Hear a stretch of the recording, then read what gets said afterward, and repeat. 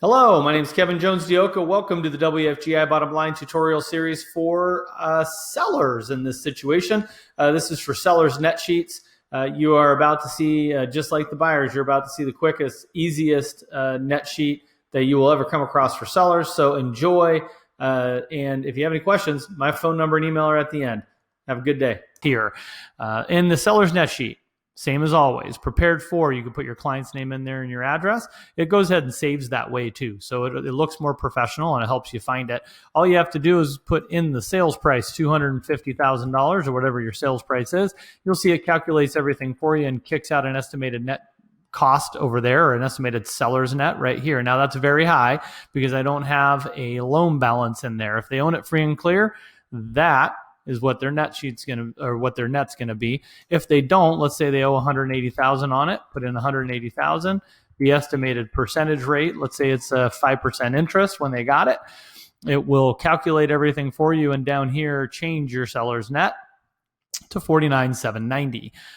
The buyer's loan type here, that only matters really if it's an FHA, VA, USDA. If it's FHA, you'll see there's certain things that changed and added because there's only certain things the buyer can pay for on a VA or an FHA loan. So if that is the case, you can change that. But typically you're talking conventional and you're not going to have too much of an issue. The settlement date here, that's 30 days out. Right here, split, seller, buyer, that's for the escrow, the owner's title policy, and the lender's policy. Typical, the seller pays the owner's policy, the buyer pays the lender. If for whatever reason the seller is going to pay both, go ahead and drop that down and click on seller, and you'll see it adds that fee there for you. Let's put that back on buyer. It'll take it away. Transfer tax, that's typically paid by the seller. That's going to be in there as well. And you'll see here your commission is already estimated at 6%. If you want to change that, you click in there and change it. Let's say it's 2.5 for the listing agent. And let's say it's 2.5 for the selling agent. And you'll see it automatically changes, and it changes the seller's net there too. Down here, any of these white boxes are editable. You can change it. If there's not a wiring fee and you want to just call it a buyer concession, go ahead and put that in there. I spelt it wrong, so we'll go ahead and rename that. It's nice that it does that for you because if you are going to send it out, you want to make sure that it's all spelled correctly.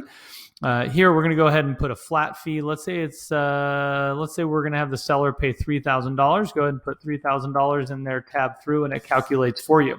Now when I drop this down, you could also do a percentage of a loan, percentage of a sales price, or the flat fee. If it's a loan percentage, just put that in there, change the 3,000 because now it's doing a percentage. That's a lot. Change it to 3, hit tab, and you'll see that changes to 7,500.